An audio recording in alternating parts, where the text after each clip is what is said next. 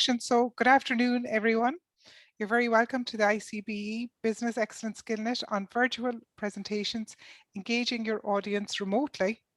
And by way of introduction to Cosmo, our speaker today, Cosmo is an experienced facilitator, trainer, mentor, coach, and consultant who focuses on coaching business leaders to create profitable and sustainable businesses.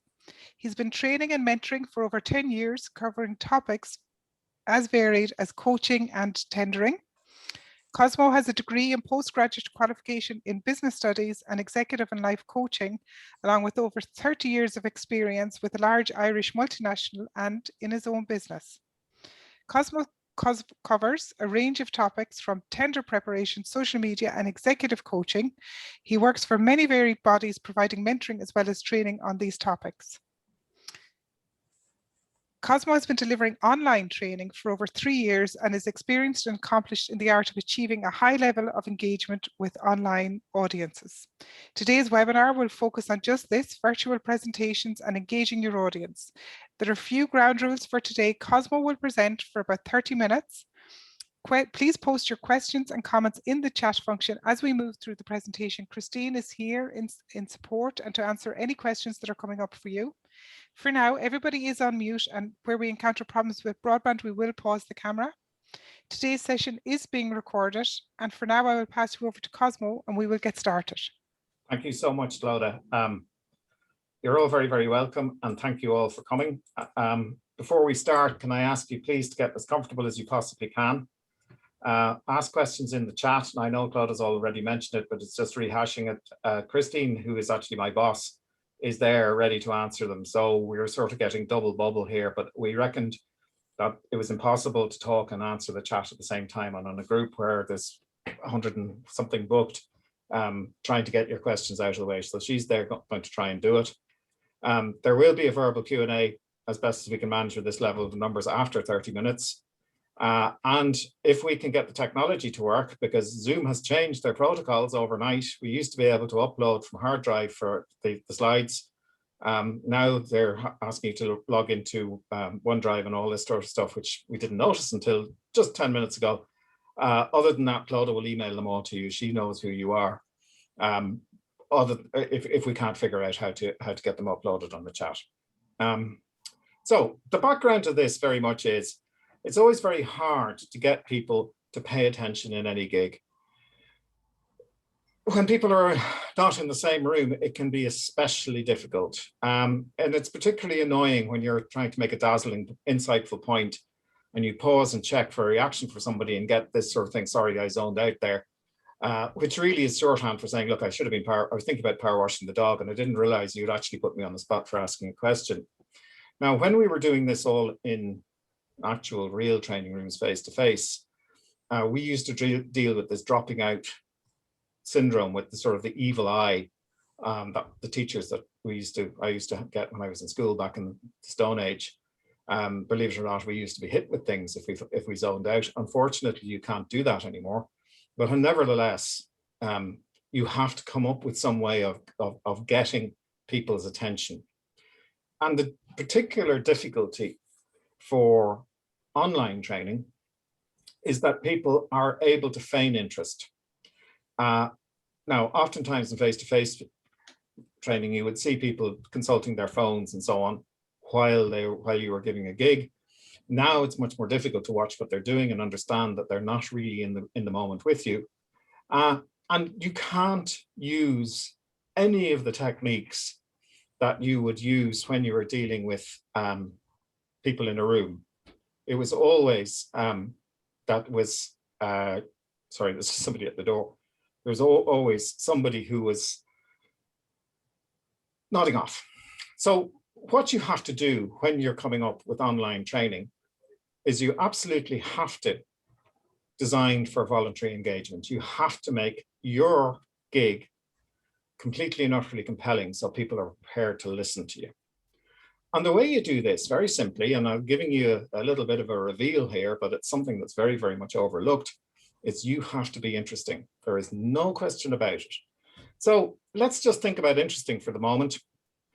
No matter what you do, no matter what you say, no matter what your topic is, you have to make it interesting. Now, people turn around to me and, you know, I would do a certain amount of teaching people how to fill in their Form 11 and their tax returns and things like that, saying, well, you can't make that interesting. Actually, we have succeeded in getting these very dry, dusty topics across in a way that people are engaging with.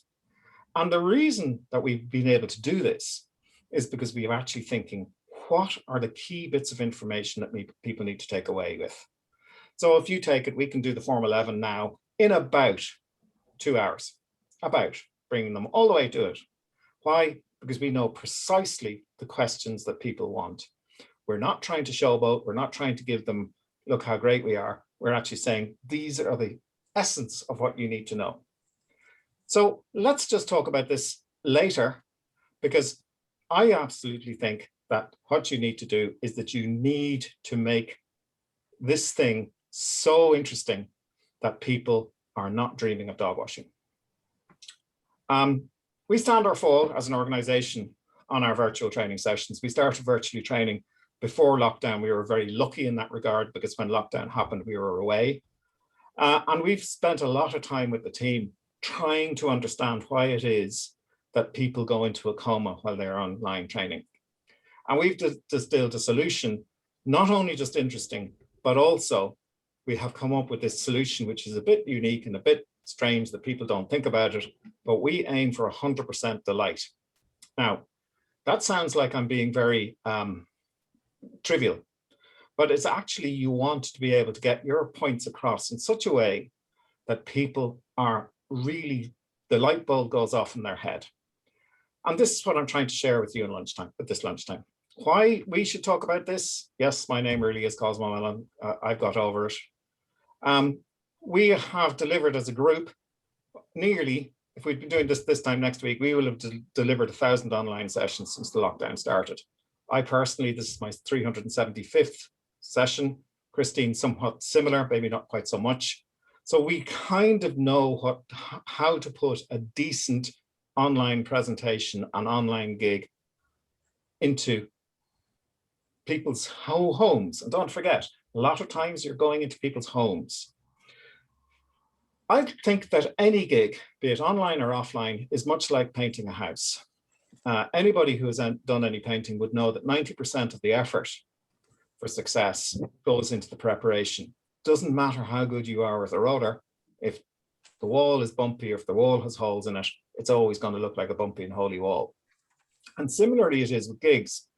Only well-paid, prepared gigs actually cause delight. Now, I am not big into sport, don't see the point of it, but I'm very into reading what sporting managers do in order to enthuse people. And there's this fantastic guy who nobody's heard of here called John Wooden. John Wooden was the most successful basketball coach ever, just head and shoulders above everybody else. He was the Alex Ferguson of basketball, maybe. And what he said was that in order to get confidence, it's not possible unless you have prepared correctly. And he used the same thing that everybody uses, that failing to prepare is preparing to fail. But what he actually says is that poise and confidence are a result of proper preparation. And I think that that is the bit that so many people don't actually get into.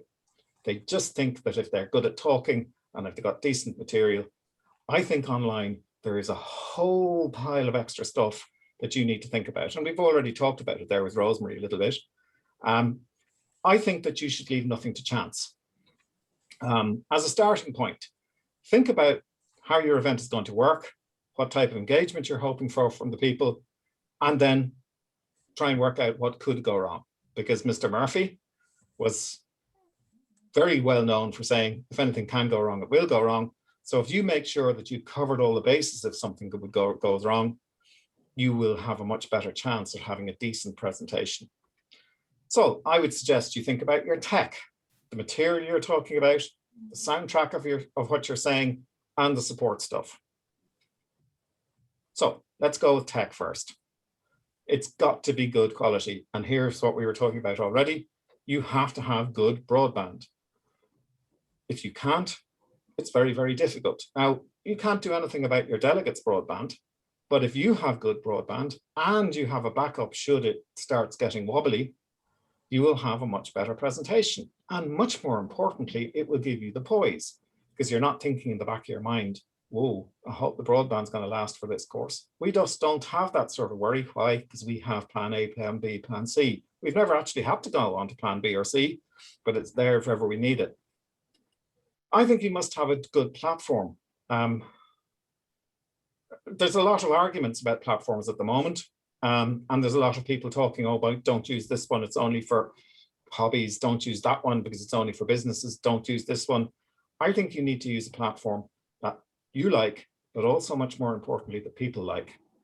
So don't be going for some of these zany platforms. Use something like Zoom, Teams, or one of those, because everybody knows how to use it. Obviously you all have Zoom accounts of some respect. I bet you most people have Teams accounts. Don't go straying into other places because people aren't familiar with them, and therefore people are concentrating on the tech and not you. Without doubt, you should have a good camera. There's just no two ways about it. If you don't have a good camera, people won't see you properly. And the cameras that come in laptops just ain't up to it. A good HD camera costs in the region of 35 euros. How do I know? We just bought one for fitting out another office. And it is then HD, notice it's the full screen, and people can see you clearly. Even if your broadband is funny, your camera still helps shine through. Make sure you have a good mic, really important. And so many times we hear people giving presentations and their mics distort. Again, about 20 quid will buy you a good boom mic, complete with noise suppressant that's working just so it's only catching your voice. It's not hearing the traffic or the dogs or the kids or anything else like that. A good mic will pay off for you. Also have a good environment. Now, it is, to my mind, quite shocking how so many people are giving important meetings, hosting important meetings, and who are giving important lectures. And we had a situation last year. It was quite an important meeting with a large government organization who was to do with quality assurance. And this lady was telling us, laying down the law, suddenly said, excuse me 1 second, I'm looking after my grandchildren and I'll be back in 10 minutes. And here we were, there's about 6 of us all sitting around having to listen to this lady, and she absented herself because she had distractions. So it's really important, definitely, for everybody to have a good environment where they don't have children, dogs, whatever it may be coming in. It's all right for the delegates, and we have lots of fun with delegates having distractions. We've had pets, we've had all sorts of stuff, but you can't afford to have that. I also think, to give you reassurance, to have a backup. Now, this may be a little bit over the top, I accept, but at the same time, if you earn your living, as we do, giving presentations like this, or even if you want to make an impression, you have to have an ability for 100% giving the presentation. So you should, we absolutely believe, have a second device for delivering it. We should, as we said, have different ways of accessing broadband, maybe a different camera. After all, if my desktop sat down now, I could go straight onto my laptop, and you might forgive me not having a decent camera. As it happens, I have a second camera, but all of these things are important in order for you to exude professionalism. And if you exude professionalism, people will pay more attention to you and they won't zone out. So let's just think about the material for the moment. There is an awful lot of people who turn around and talk about death by PowerPoint. I think it's a silly thing. And we get people coming along saying, aren't you use Prezi, or don't you use Google, or whatever it is. The truth of the matter is that death by PowerPoint is actually only talking about boring, sleep-inducing presentations. And really, it's not using the software properly, and it tends to be PowerPoint, but they all suffer from it. And the truth of it is that if you are not au fait with your presentation tool, you can drive people bananas, such as trying to put in fancy links, trying to put bad graphics, trying to put in confusing graphics, trying to put too many slides in, having a presentation that is just dysfunctional, marred by glitches, marred by overdoing the wonderful features that are there with PowerPoint. And oftentimes we see people, particularly when we're doing the train the trainer programs, training people to be trainers, people get very flash. And what happens is it is the medium that is paid attention to, not the message. So very much we would be completely and utterly of the belief as a software that you like and you know how to use, keeping it as simple and as clear as possible, and not going mad. Again, I'm sorry if this gave you a headache. It was designed to. I don't normally use these things. I'm just showing that you see how distracting it is. So simple, concise, to the point, and making sure that you are on top of yourself. You might notice that I use, that is if you haven't nodded off, that I use very, very text-heavy slides. The funny thing is, and this has only dawned on us, they work better online. Absolutely, a text-heavy slide is a better thing online, provided you're cognizant of the fact that people may be reading this on their phone. So you need to have text-heavy but big fonts. The fact is, when you speak remotely, people watch your presentation much more intently than if they're sitting in the room with you. And some people find it very helpful to read what you're saying along with you as you are laying out the main concepts. Nevertheless, it is great to be aware of this and making sure that people are really, really, really following you. But sometimes you have to give them a jolt, and you can have the most best PowerPoint that you've sweated over. From time to time, you have to give them a jolt. And we suggest very powerfully that you change the pattern. You surprise people with a different type of slide. When you break the pattern, you get their attention back. We suggest very strongly that you make the slides available. Numerous studies have shown that people record the cadence and the spirit of a gig if they see the same text as they heard. We don't quite know why that is the case, but what I do know is from following up from people a year or two later, often I hear people, I still remember you saying, and it's always people who've heard it and then read it, not on the presentation necessarily, but on the slides afterwards. So just bear in mind that the slides that you create may be read in a long period of time afterwards. And this brings me then very much onto the written material. Please bear in mind that people need to have the material. No one tends to read the stuff after the gig, but everybody wants them. It fills some sort of need. We've done surveys, and we actually did surveys when we were doing the face-to-face stuff. People who were on courses supplied by a training manager, so their training manager was sending them to a course. They would always want a big fancy folder with all sorts of bells and whistles on it, so they could show the training manager, yes, I learned a lot, and here's the manual I got. We also know that anybody who is on a course wants something out of it, other than the genius of what you're talking about. So please just think about your slides. And that's why I come back to saying it, unless you're doing something very particular, or you're giving out a PowerPoint, or you're giving out, sorry, a spreadsheet, or you're giving out something very, very specific, rely on the slides and make sure that they're available to people. As I say, we hope that the slides are on the chat now. The slides were written before we realized the chat had changed. What I would do suggest enormously is don't give the slides out in advance. Why? Because you may skip slides, you may skip stuff, and there's nothing worse than somebody coming along. So you could have Noel Hennessy sticking his hand up and saying, Cosmo, slide 42 is different to what you talked about. Yeah, that could well be, because you may have decided to change what you're going to talk about on the fly. If people have the material beforehand, you can get caught. I suggest that you don't give the material beforehand, but again, that's up to you. Soundtrack. This is the bit that a lot of people have trouble with. Now, I think that your slides are like a silent movie. They are the images, they are the stuff that's going on. The fact is that there's a whole pile of stuff going along the side. And if you look here, you can see in a film, this is a representation of a film here, but here is the soundtrack. Your presentation has an awful lot more than what's on the slides. And we know that there's nothing more boring than somebody who says, right here, slide 52, now paragraph 1BA or whatever it may be. You are interested in people's thoughts and opinions when you're a delegate.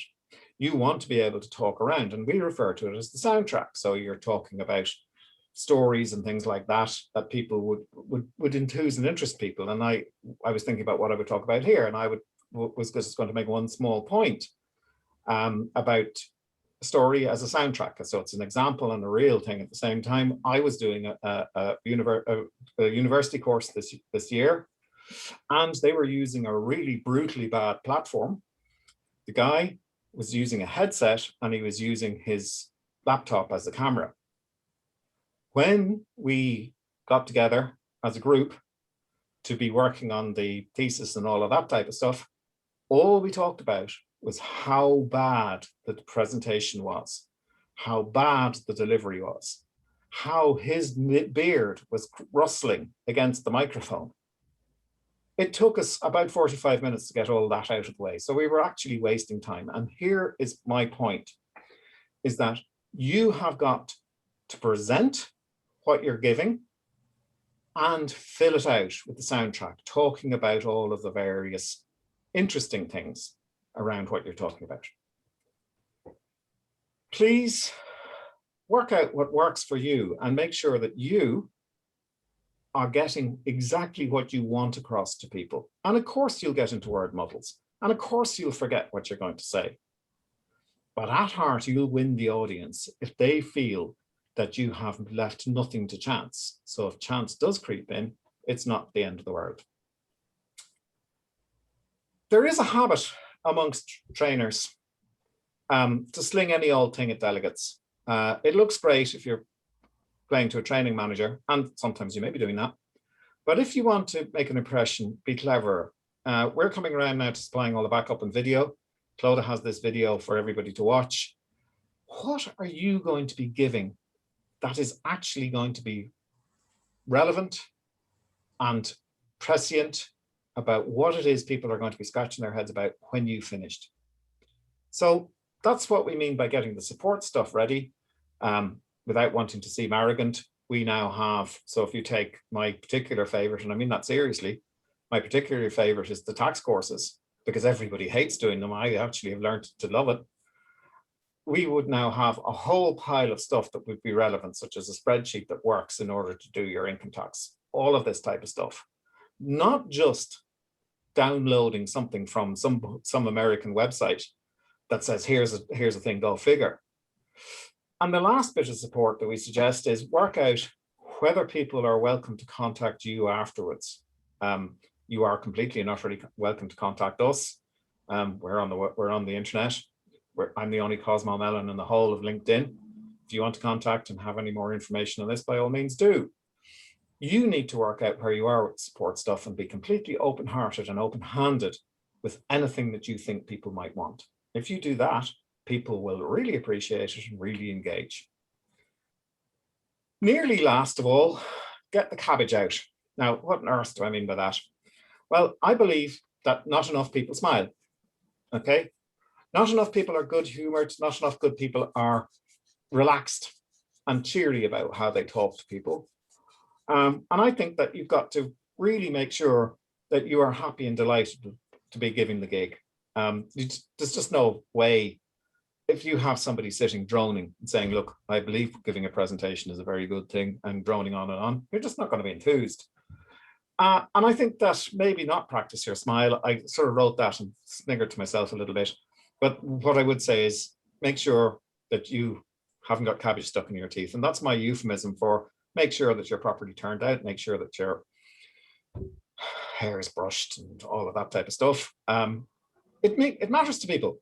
It absolutely matters to people that you have gone to the trouble to make sure that nothing can go wrong. And please look into the camera. Set up your camera in such a way so that it looks as if you're looking into your camera. I'm actually not looking into the camera. I'm looking into the slides, but the slides are behind the camera. It really makes a difference to people because they feel you're talking to them, and that's what you need to be thinking about. So to begin with, and you heard Claudia do it most excellently, set up the room. Suggest as firmly as you can the rules of the room. People respect them, and you more if you tell them. We have this thing about confidentiality. We have this thing that we assure people that they're not being recorded. We explain what we're doing about the chats, how we're doing about questions. And we believe that it's the two most important slides of the first bit of any session, because people are relaxing and believing, right, in our case, excuse me, that what they say is confidential, because sometimes we're dealing with stuff that would be a little bit tricky for doing coaching stuff. Similarly, when we're doing like start your own business courses, people like to feel that there's not going to be a recording. So there's not going to be on YouTube that night the 10 dumbest questions asked in a tax course. People like to feel that. So the reassurance that you're giving them that their data and their opinions and so on are going to be completely and utterly respected is very, very important. Don't forget to explain how you're going to handle questions. Lots of people don't. And you can see people sitting wondering, well, when can I ask a question or not? And again, kudos to Claudia. She did it really well when we started off. Thank you very much, because it just makes my life easier. So I threatened that I was going to tell everybody how to make it how to make your topic interesting. I don't have much to say about it, but I think that it is absolutely the trick. And I believe that the only thing you can do to make you really, really shining and interesting is to be enthused about it. Don't see your topic and what you're delivering as a chore. Don't see it as a labor of work. See it as a labor of love. And that helps your delegates to see the gig more as a chance to get enthused by it. And it helps you to see the gig more as a chance to show them how brilliant you are and how brilliant your stuff is, and how if they get engaged with your stuff, it's worth it. You know, this old thing that if you smile, everybody smiles back at you. I'm absolutely convinced that if you do this thing by showing enthusiasm for what you do, and you might notice I actually enjoy doing this type of work, talking to people to try and get them to be better, giving online training. We've done it quite a lot now. One of the things now we have in our Train the Trainer manual or course is to how to do this. The thing though is that if you have a dreary, boring presentation, people do nod off and start thinking about washing their dog or whatever it is. You just don't want that. Overall though, we would suggest it's important that you know your stuff. You know who you're stuffing. You stuff them elegantly and excellently by showing them good stuff. If you show them dreary stuff, it looks bad on you. Know when they are stuffed or what time you have until you can finish stuffing them, and then ask them if they like being stuffed by you. So that's basically all we're talking about in the half hour that we have. We do welcome chat, and I see some chats coming through. I hope that, Claude, are you going to switch off the recording so that the questions aren't recorded? Yes, yes. Okay, yes. perfect. Yeah. So you don't have to worry about a question that you may be diffident about. There's not very many people here. And to quote Joe Duffy and Gay Byrne, it's only just us. So if you have any questions, ask them, please. Between all of the experts that are here, and there's quite a few people that I recognize who are experts in their own right,